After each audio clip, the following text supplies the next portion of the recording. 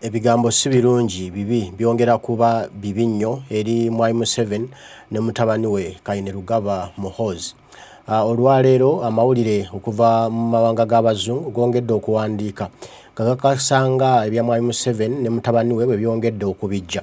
Olupapulo oluwandiise olwaleero bayita The Guardian lwa Bungereza nga lwongera okukakasa nti Koti Yensi Yona yakkiriza omusango Kyagulanyi Ssentamu Robert Bobi Wine gwe yawaayo nga waabira Mwai Museveni ne Mutabaniwe okuba nti batobola eddembe ly'obuntu, batulugunya, batta n'okukola ebikolobero eby'enjawulo ku Bannayuganda. Kati nno olupapula luno lwe lwegasse ku lunnaalo olwa The New York Times olwawandiise olunaku olw'ejjo nga lulaga nga Koti Yensi Yona bwekkiriza okuwaaba oba empaaba ya Kyagulanyi Ssentamu Robert Bobi Wine gy'awaddeyo evunaana Mwai Museveni ne Mutabaniwe ko n'abantu abalala mu gavumenti ye bakulembeddemu okutulugunya eddembe ly'obuntu. Kati nno olwaleero ne gano bwe gafulumye Kyagulanyi Ssentamu Robert Bobi Wine abadde musaale mu kufulumya ebigambo bino ba mu kufulumya olupapula luno okulaga ensi nti bannange omulimu ogw'omwantuma ngezaako okugukola. Era eno kipeegi gye tuliko ye ndowooza olaba bw'ataddeko nti Ugandan president and son accused of sponsoring violence in ICC testimony. Olupapula oluwandiise baluyita The Guardian. Otyo kati bw'okoona kwano ku lupapula lwateeddewo Kyagulanyi ogenda bugenzi ku lwa The Guardian. Ne tuba nga tutuuseewo bwe tuti tufune story entuufu kyegamba era obuzibu buli luddawa era kyekireetedde Koti Yensi Yonna okubanga ekkiriza empaaba ya Kyagulanyi Ssentamu Robert Bobi Wine gy'awaddeyo mu kkooti eno. Ndowooza olaba bagamba nti The Guardian kwetuli The Guardian atugenda kutandika okuyitaayitamu mpola mu lupapula luno tulabe Kyagulanyi biki bye yaloopye, Koti Yensi Yonna yakkiriza biki era biki bye tugenda okusangamu oba bye tugenda okulaba mu mpaaba ya Kyagulanyi eno. Tutandise kati ne story yennyini. Ngenda kubambisamu mu luzungu then ate nga mbibaddiramuko ne mu Luganda tusobole okutambulira wamu nga ffenna tutegeera ebigambo. Lugambye nti Ugandan president and son accused of sponsoring violence in ICC testimony.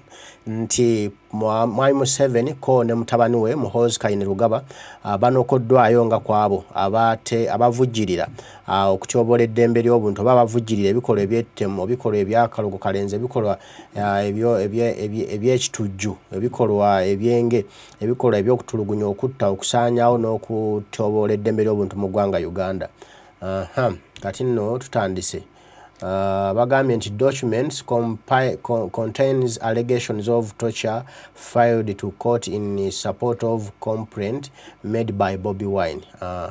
Mulimu n'obujulizi obukakasa nti ddala Mwai Museveni ne Mutabaniwe beetaba mu kutyobola eddembe ly'obuntu, mu kusiba abantu obwemage, mu kubawamba, mu kubatuusaako ebisago eby'enjawulo nga tugenda obiraba mu mpaaba eno. Kati tutandise bwe tuti. Olupapula luwandiise olwa The Guardian nti the Uganda president Yoweri Museveni and his son Muhoozi Koti have been accused of sponsoring violence and abusing critics in a hollowing testimony filed before the International Criminal Court. Nti Mwai Museveni ko ne Mutabaniwe Muhoozi Koti banokoddwayo balumiriziddwa mu Koti Yensi Yonna n'obujulizi obw'enkukunala obuweereddwayo mu kkooti eno nti be bamu abakutta akadaala oba akataala k'okutyobola eddembe ly'obuntu mu ggwanga Uganda omuli okutta, okutulugunya, okusaanyaawo, okuwamba n'okukola byonna nga bwe muze mubiraba. Kati tutandise nno. Lupapula luwandiise nti the submission contain detailed allegations of the torture of opposition figures and activists who report being arrested arbitrarily and being held incommunicado in torture centers where they were reportedly interrogated about their links with the opposition figure Bobi Wine and subjected to physical harm and indignifying treatment. nti mu bujulizi obwaweereddwayo mulimu obukakasa nti abantu abamu ku ludda oluvuganya gavumenti bawambibwa babuzibwawo era ne batulugunyizibwa ne basibibwa mu zitocha chambers ne batulugunyizibwa naye nga bannansi tamanyi abantu awo gye batwaliddwa wabula bagenda okudda nga batulugunyiziddwa bakoleddwa ebyombyoni era nga babuuzibwa akana akataano babeerayo mu zitocha chambers akakwate kaabwe ne Bobi Wine Bobi Wine kyazaako Bobi Wine agenda kukola ky'okujjako gavumenti ya Mwai Museveni. Nopapa nerongera maaso okuwandiika nti the documents containing testimonies of 215 people were disclosed to the Guardian in the private briefing with the claimant's lawyer Bruce Afran on the Wednesday after a court filing in May, and the support of the complaint made 2 years ago by Wine in a connection with the country's troubled 2021 elections. 9 top Ugandan officials were named. Nti mu mpaaba eno mulimu abantu 215 abawaddeyo obujulizi bwabwe obukakasa nti Mwai Museveni yabatuusaako obulabe oba yabatulugunya ko ne mutabani we. Nti bino biweereddwa olupapula lwa Guardian lawyer oba munnamateeka wa Kyagulanyi Ssentamu Robert Bobi Wine amanyiddwa nga Bruce Aflan. Nti bino yabibawa ku Lwakusatu mangu ddala mu Gwokutaano nga Koti Yensi Yona emaze okukkiriza okutwala mu maaso oba okwekebejja omusango guno ogwawaabwayo Kyagulanyi Ssentamu Robert Bobi Wine emyaka 2 emabega. Ng'era muno mulimu nti mulimu n'ebikolobero ebyakolwa mu kalulu ka 2021 era nga mu mpaaba eno mulimu n'abanene mu gavumenti ya Mwai Museveni abalala 9 abawabiddwa nabo nga bali ku musango guno era nga bakuvunaanibwa Koti Yensi Yona. Okuwandika kwengera nga tukugamba nti Museveni 79 years, who has ruled Uganda since 1986, has been implicated due to his role as a commander-in-chief of the armed forces, while Kainerugaba, 49 years, has been accused of controlling the alleged torture centers.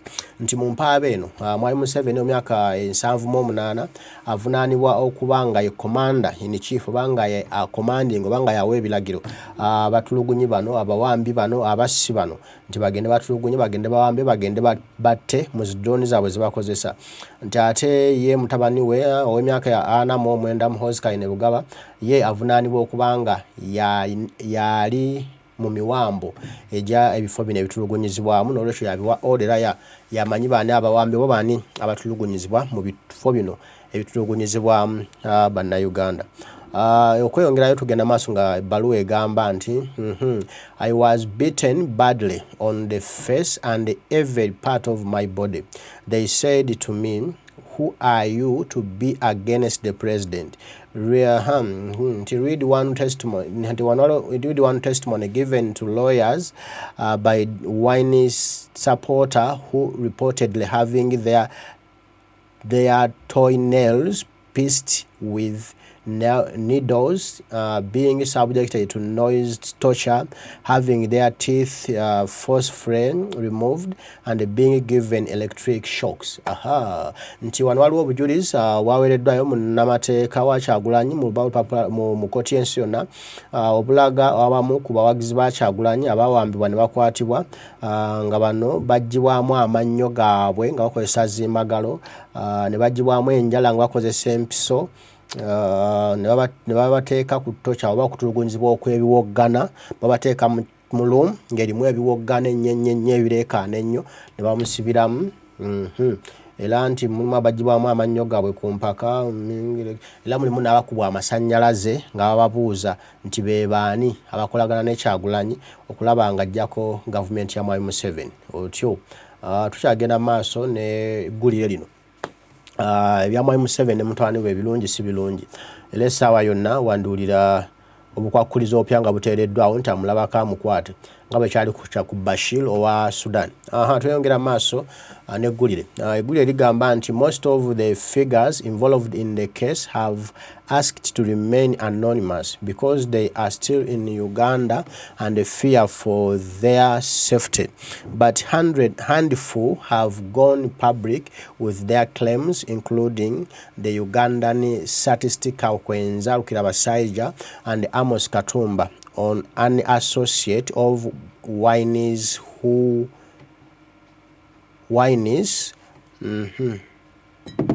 an associate of Wineys who runs an organization called Caring Hearts Uganda.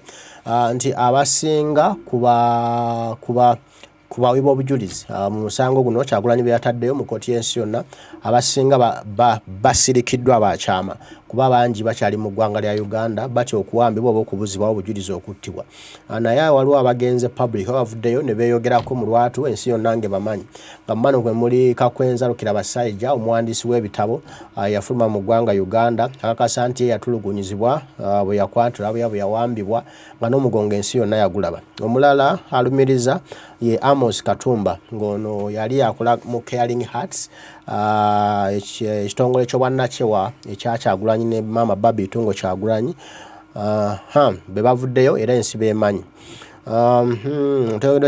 It's really hard when you try to raise your voice in Uganda to talk about what's going on every day in the daily in our dear country, said Katumba, who said even speaking about issues like healthcare and the high cost of living can put you in danger. I wasn't even in politics, which makes me worried because it means that no single Ugandan is safe, he said. Otyo, Katumba wano awa obujulizi agamba nti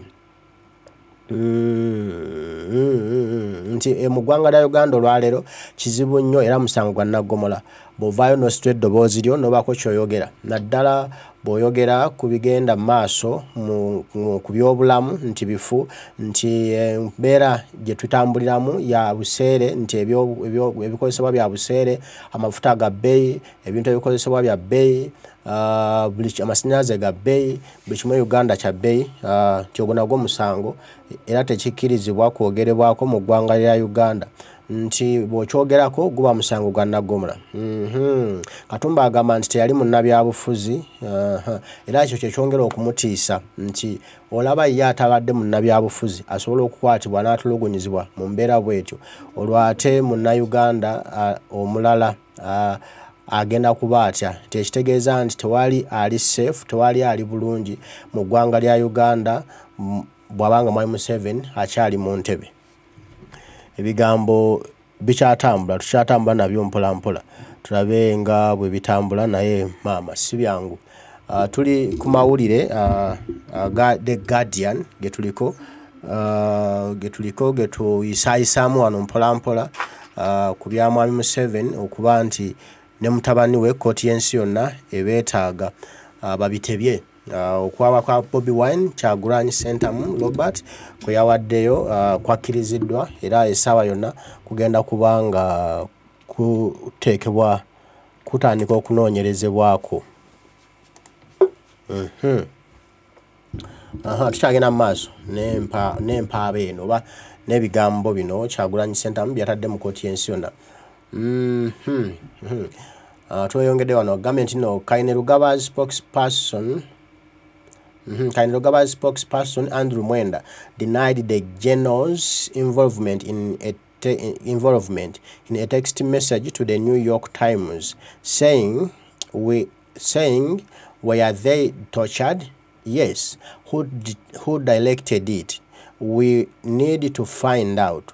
It makes sense for them to accuse a son of the president since it increases the profile of their case. Andrew Mwenda omwogezi wa Muhoozi Kainerugaba yavuddeyo n'abyegaana bino n'agamba nti abo ebyo bya bulimba nti naye ayagala okumanya bano baatulugunyizibwa.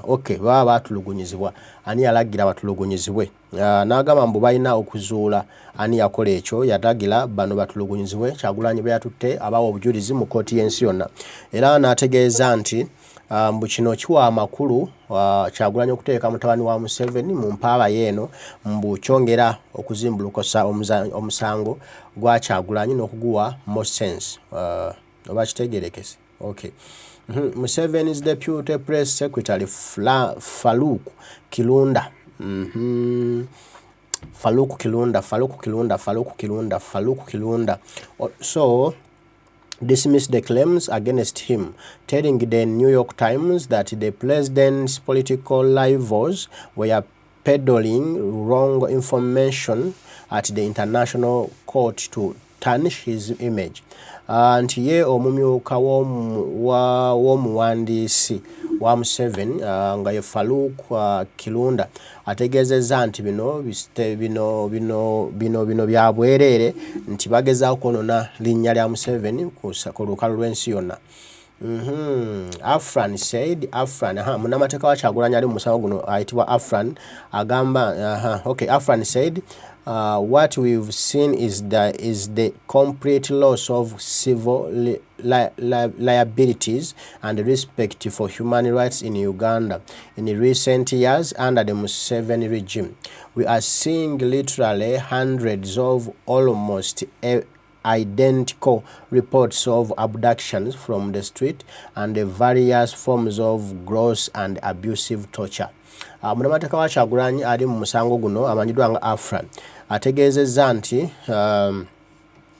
nti gavumenti ya Museveni esusse kutyobola n'okutulugunya eddembe ly'obuntu nga kino kyeyongedde okweraga ennaku zino ebigenda maaso mu ggwanga Uganda nga buli olukya abantu 10 balabwako nga bawambibwa mu drone okuva ku makubo okuva ku mirimu gyabwe ne babuzibwawo ne batamanya wa gye batwaliddwa ate bagenda okuddamu okulabibwako b'okuwulizwa nga baatulugunyizibwa ebyensusso.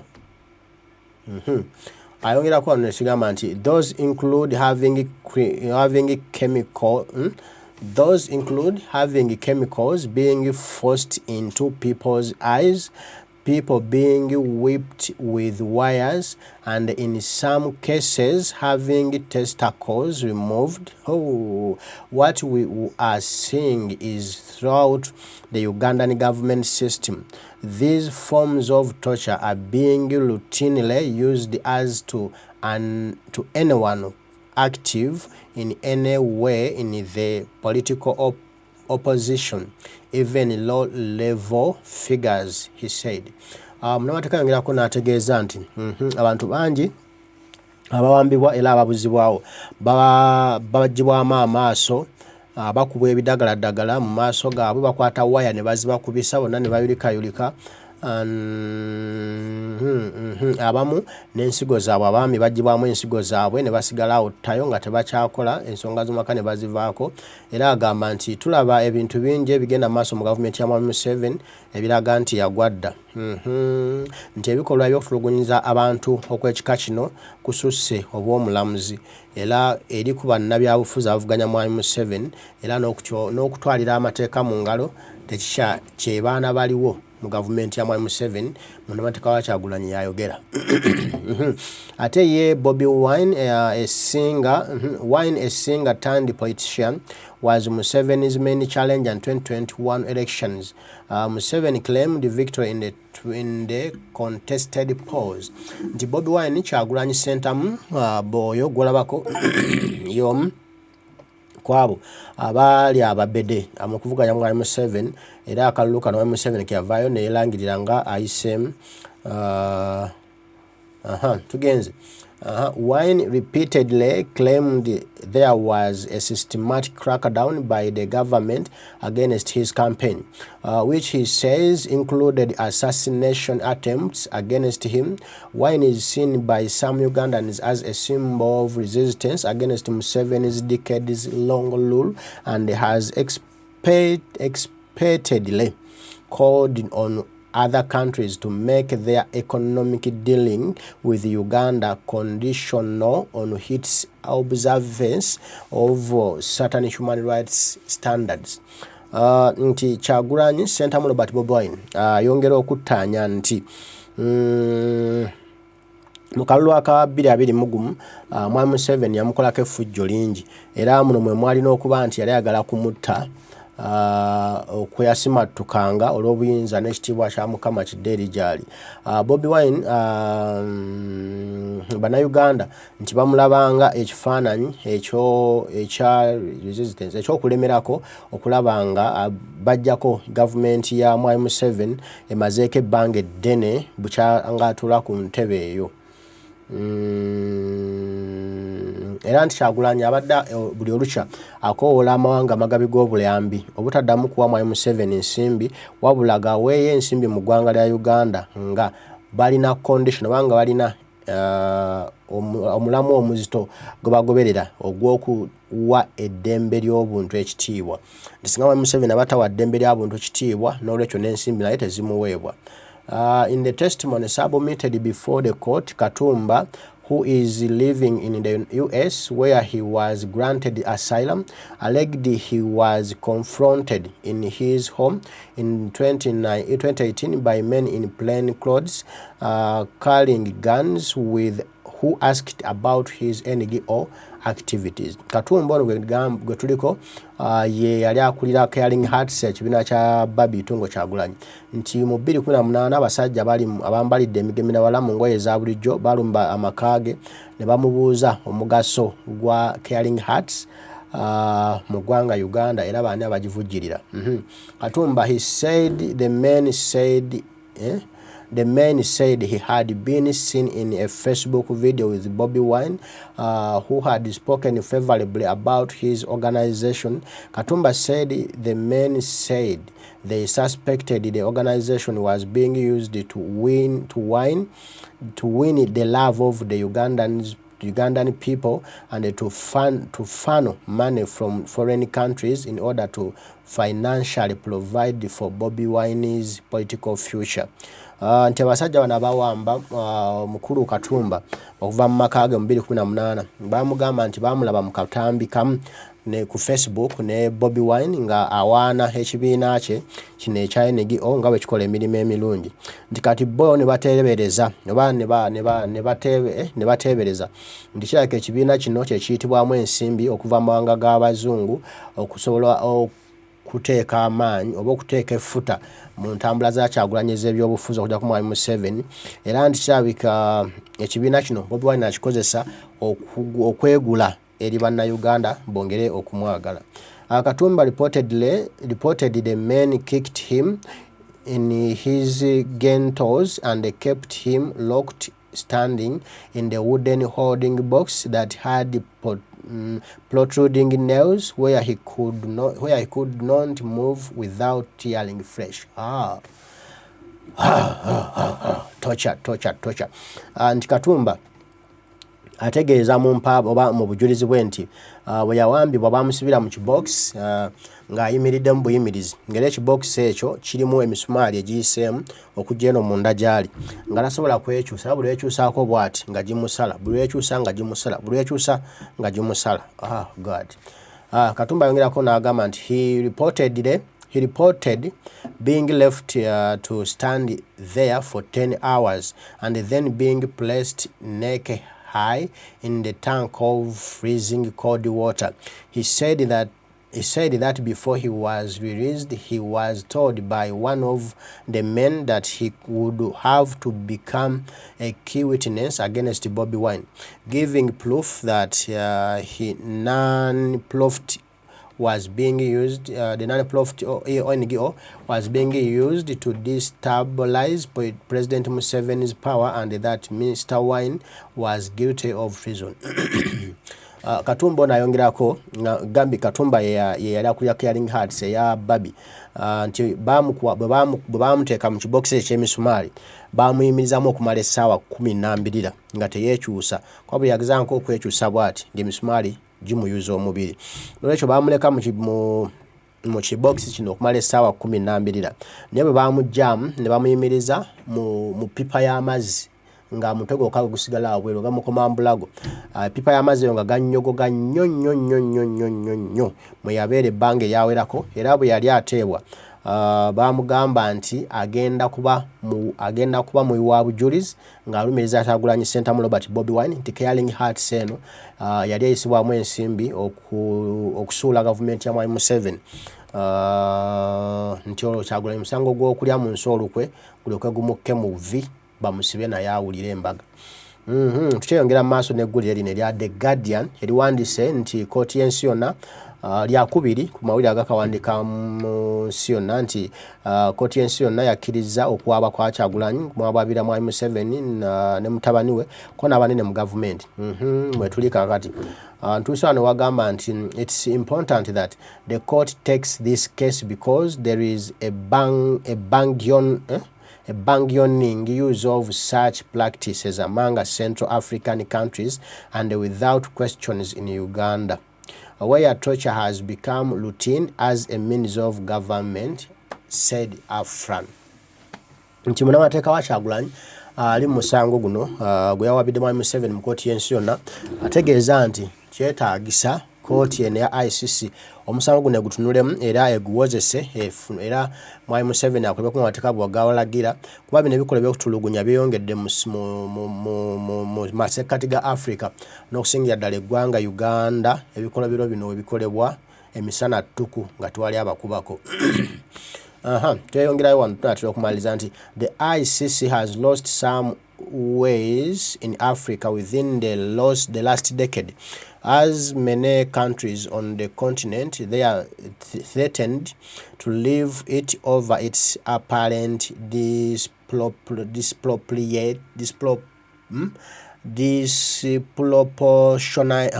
disproportionate focus on prosecuting crimes occurring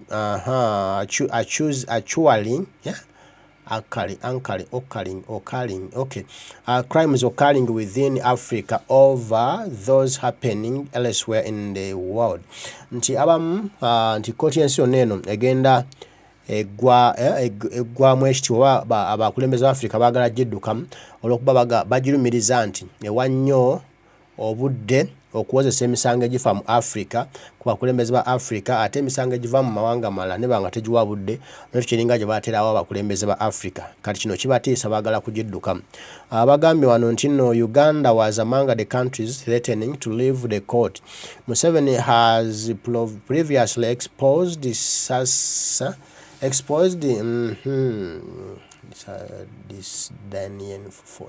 disdain for it, calling its officers a bunch of useless people.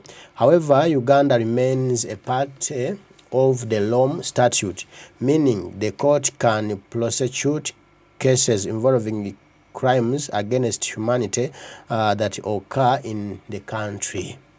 Nti mwami Museveni omu kwabo gye buvuddeko abaavayo ne bagamba nti Koti Yensi Yonna n'abakugikulira abalamuzi abagirimu baliwo babuyabuya tebategeera tebalina mugaso busiraani. Naye ate okubayita ebyo byonna ate n'asigala nga etteeka eryakolebwa e Roma akyalirinako omukono talyeggyako eryo erikwata abatyoboledde abatuuse ebikolobero ebinene ku bulamu bw'abantu. Lwaki ku bulamu bw'abantu era nga Koti Yensi Yonna esobola okukozesa etteeka lino okuvunaana mwami Museveni singa wabaawo obujulizi obulaga nti nno ayina agasanga gannaggomola gakoze ku bulamu bw'abantu otyo. Tugenza tumaliza n'agamba nti the ICC is yet to decide if it will take on the case. Only a fraction of the cases submitted to it move forward. Wali mbaga nti Koti Yensi Yonna enetera okusalawo oba ejja kgenda mu maaso n'omusango guno ogwa Kyagulanyi gwe yawaabye gwe bakkiriza nti naye misango egimu Koti Yensi gyekkiriza tegitwala mu maaso egikomyawo nemalamu abantu amaanyi. Naye katusabe nti guno egenda gutwala mu maaso era mwami Museveni ne mutabani we babeeko bye bawoza babeeko nabo okwewozaako okutangaza ensi okutegeera nti ddala biboogerwako bibadde bya bulimba oba bibadde ddala bituufu. Kati nno ge mawulire agaliwo. Kyagulanyi Ssentamu Robert Bobi Wine ye musanyufu. Era internet esibye ensanyufu ng'eri happy nga buli omu agamba tubamaze tubalina nga buli omu kyayogera buli omu kyagamba. Era ne Kyagulanyi nga bya tweetinga byawandikako okwongera okugula bannayuganda amaaso era nti n'abakyalina obujulizi bwonna bakyakuŋŋaanya kuba egenda kuba mbaga mu mbaga. Luno n'olupapula lwakubiri olwasoose gwe yadde The New York Times naye yawadde story eno y'emu nti Koti Yensi Yona ekkiriza omusango gwa Kyagulanyi gwe yawaabayo emyaka 2 emabega nga ayagala Mwai Museveni ne mutabani we bakangavvulwe olw'ebikolwa eby'effujjo, ebikolwa eby'ekitemu, ebikolwa eby'okutulugunya ebikolebwa ku bannayuganda. Mwami Kyagulanyi era obujulizi bwe yawaddeyo ng'abantu bawaddeyo nga ba eyewitnesses bali abantu 215 bonna nga balina obujulizi obukambwe. Awo genda kuwulira n'embaga. Ndowooza mbyogedde bulungi leero mbibawadde mu full. Era nsubira twali agenda kutoma, twali agenda kubuusabuusa, twali agenda gamate kati sikategedde bulungi. Bw'oba tukategedde bulungi ng'okaddamu akatambi ng'oketegereza wali tufubye okulaba nno tubyogerako kamu. Tusobole okubiyisaayisaamu ate tutambule nga tulina okumanya. Naye togaana kutambuza katambi n'abalala bategeere kuba bannayuganda abasinga ebigambo by'okusoma bibazibuwalira. Ategeera Katonda n'akomaawo nga n'atafaayo okugamba nti kanoonyeza asomeko. Naye bw'obanga awuliriza ebyogerwa wabaako kyakwata abasinga tunyumirwa nnyo oli ng'ayogedde awo n'entegeera bulungi. So fuba okatambuza ne banno basobola okutegeera ki ekigenda mu maaso kyasaliddwawo Koti Yensi Yona oli aleme kulaba birabe akyamuke bukyamusi naye nga tategeera kiddala kituufu kiri mu nsonga eno. Kyagulanyi singa guno omusango guyitamu ne gutandika okuwozesebwa egenda kuba nga credit nene tugambe nene distriction nene kugenda kuba buwanguzi bunene gyali kuba kino kibadde tekibangawo ku Mwai Museveni ne gavumenti ye. Bangi abadde bajja babyogerako nga babyogerako byogezi nga batusavuwaza ne bikomaawo. Naye okuva lyajja akyogerako nti nina omutwalayo era kati kyeyolese nti yamutwalayo twamanya era n'atugamba nti mujja kuba mulyo nga bamukwata Mwami Museveni jeke. Kati amuvinze step endala after kutwalayo kati amuvinze step endala nti bakkiriza empaaba ye. Kati okumala okukkiriza empaaba ye kati okunoonyeza kugenda okutandika n'okwozesebwa. Bw'asituka kunoonyeza n'okwozesebwa awo embaga egenda kubezze. Munannyumiza abanaabeerawo. Mbaagala nnyo Omukama Katonda abankuumire. Kwa kino kigenda kwongera amaanyi mu bannayuganda wadde Kyagulanyi abadde nga balabanga aserebye aweddemu amaanyi n'ate waliwo omuzannyo Mukama gwamuzannyidde n'ayongera okumuzza waggulu. Kati buli munnayuganda amaaso gamuli ku ggulire lino waga pane gwe Kyagulanyi nga w'amaanyi. Manna atwatte Museveni mu Koti Yensi Yona mutabani we. Okimanyi nti omusajja bagenda kumusiba. Kati munnayuganda afunye ekyokwogerako azzemu okufuna essuubi. Mwami Museveni adda akoze ebingi ebimala mu bannayuganda essuubi nga bagamba Kyagulanyi ndaba naye kabimulemye kati afunye force empya, afunye more attraction, afunye magnet empya egenda okuddamu okusika abantu. Omuntu agenda kuba adduka okujjagala gamba ono mwana yawaabidde Mwami Museveni mu Koti Yensi Yona, ono mwana tasaaga baaba Koti Yensi Yona yabikkiriza baaba. That's a new catch Kyagulanyi agenda okukozesa ogenda kulaba ekinaddirirawo embaga egenda gwa n'ebidaala. Mbaagala nnyo bannange mwebale kuba nti mubaddeko mwebale kunjagala mwebale kutwagala ate mwebale kutugoberera n'okutwabula kwe mutwabula tusiima nnyo tusiimira ddala. Naffe katwongere okufumbafumba ebyuma tubitereeze mbere nga mutulaba bulungi nga mutufuna bulungi ate buli kimu kibeere nga kitunyumira nga tutambula n'okumanya biki ebigenda maaso mu ggwanga lyaffe n'ensi yonna okutwalira wamu. Mbaagala nnyo guludde ne Lugaba Ddunda Namugereka nsaba abankuumire oyo atakuumira mpeera ate bwe nkomawo mbasange tudde mutuwaye. Mweraba.